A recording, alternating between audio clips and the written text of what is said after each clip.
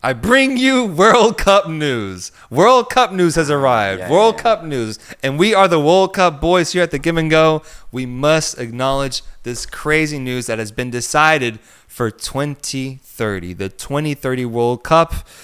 It is official. Morocco, Spain, and Portugal are set to host the 2030 World Cup, but there's a caveat. Uruguay, Argentina, and Paraguay to play their first games at home to celebrate 100 years since the first edition.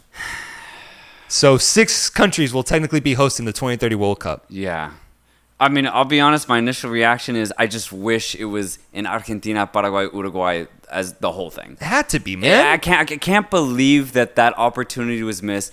100 years of World Cup football. 100, bro. That's the number Rick and Morty's trying to hit, bro. 100 years, man. 100 years of football, international. And we're just not going to do it where it all started. Dude, FIFA missed a sitter.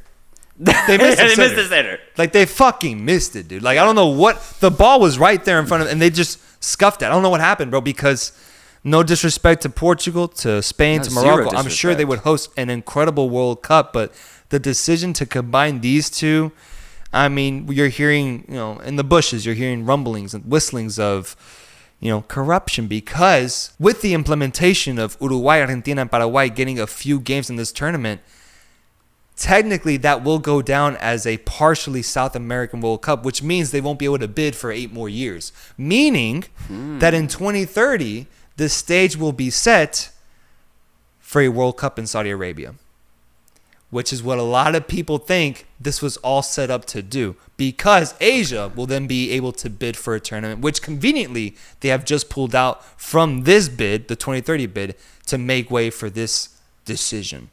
So there's sayings that perhaps there's money involved. Saudi Arabia, with everything they funneled in throughout the transfer window and what they've done behind the scenes, are trying to get the 2034 World Cup. I'm not saying that's bad. I'm just saying I think that this might have been a decision that involves the next World Cup that comes after that. Damn, that's crazy foresight then for any player involved. If that's true, holy shit, they're like, we need this to happen. How can we do it? I could see it, man. I think I could see it. 2034 Saudi Arabia, and it's because South America was unable to bid for it in 2034, given that they were part of the 2030 World Cup technically. It's annoying that they would consider that as an actual hosting opportunity. But I will say, and we've brought this up before, I'm just kind of disappointed in South America's overall bidding, confidence that they have within themselves. We talked about it at the Copa America, no one wants to host the fucking thing. Nobody, unless they're Argentine or Brazilian, no one wants to host it. And so, therefore we have it in the States, right? And so I kind of get it, why FIFA or even South Americans themselves might not want to have it there, because if you're not going to have it in Brazil or Argentina, where are you realistically going to have it? Chile, I don't think is going to want to do it. Ecuador's not going to want to do it. Bolivia, sure as hell is not going to want to do it, unfortunately. So it just kind of makes, it can make sense that they're just let's try and avoid South America right now. It can make sense. Yeah, it feels like they're trying to satisfy different confederations with this one. I mean, they killed 2 birds with 1 stone, essentially. Yeah. Right? Now South Americans will be able to at least have that celebratory moment of 100 years.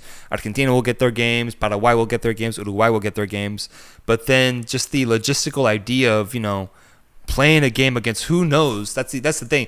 The problem, too, is what if they have to play? What if it's like Austria that ends up playing that match against Argentina in Argentina, then has to fly over and has a game in Morocco 3-4 days later on a completely different time zone, completely different mindset.